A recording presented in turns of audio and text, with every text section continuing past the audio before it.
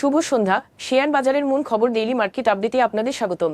আজ ঘুরে দাঁড়িয়েছে ডিএসইএক্স, যার ফলাফল 17.43 পয়েন্ট বা 0.37% বৃদ্ধি এবং 4,695 পয়েন্টে দাঁড়িয়েছে।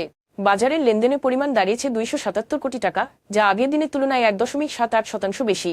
আজকের বাজার ঊর্ধ্বমুখী করতে টেলিকম খাত থেকে গ্রামীণফোন, ইন্ডাস্ট্রিয়াল খাত থেকে ওয়ালটন হাইটেক ও বাংলাদেশ স্টিল রোলিং মিলস এবং ফার্মাসিউটিক্যাল খাত থেকে এসিআই ও বিকন ফার্মাসিউটিক্যালস উল্লেখযোগ্য ভূমিকা রেখেছে।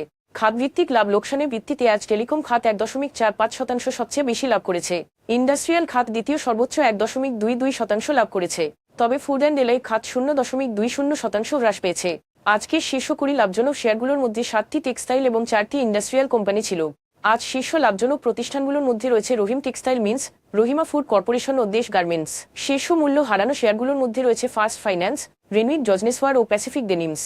এই শেয়ারগুলোর জন্য কোনো মূল্য সংবেদনশীল তথ্য প্রকাশিত হয়নি।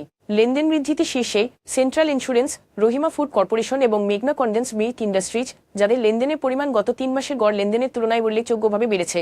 তবে এইসব স্টকের ক্ষেত্রে স্বাভাবিক কোন কারণ প্রকাশ করা হয়নি। চলতি অর্থবছরের প্রথম 11 মাসে জুলাই মে বাংলাদেশের বার্ষিক উন্নয়ন কর্মসূচির এডিপি বাস্তবায়নের হার কমে দাঁড়িয়েছে রেকর্ড সর্বনিম্ন 49%।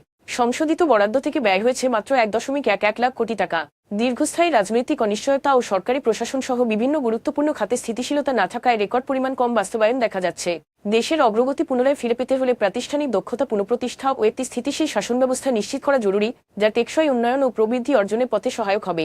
চলতি অর্থবছরের জুলাই মে প্রথম 11 মাসে বাংলাদেশের বৈদেশিক ঋণ পরিশোধ রেকর্ড 3.784 বিলিয়ন মার্কিন ডলারে পৌঁছেছে, যা আগের বছরের একই সময়ের তুলনায় 23.4% বেশি।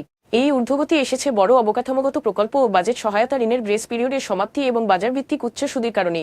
ঋণ পরিশোধের চাপ বাড়তে থাকায় দেশের আর্থিক স্থিতিশীলতা ও দীর্ঘমেয়াদী অর্থনৈতিক স্থিতিস্থাপকতা রক্ষায় কঠোর আর্থিক নীতি এবং কৌশলগত ঋণ ব্যবস্থাপনা অত্যন্ত গুরুত্বপূর্ণ হয়ে উঠেছে। আজ এ পর্যন্তই। ধন্যবাদ।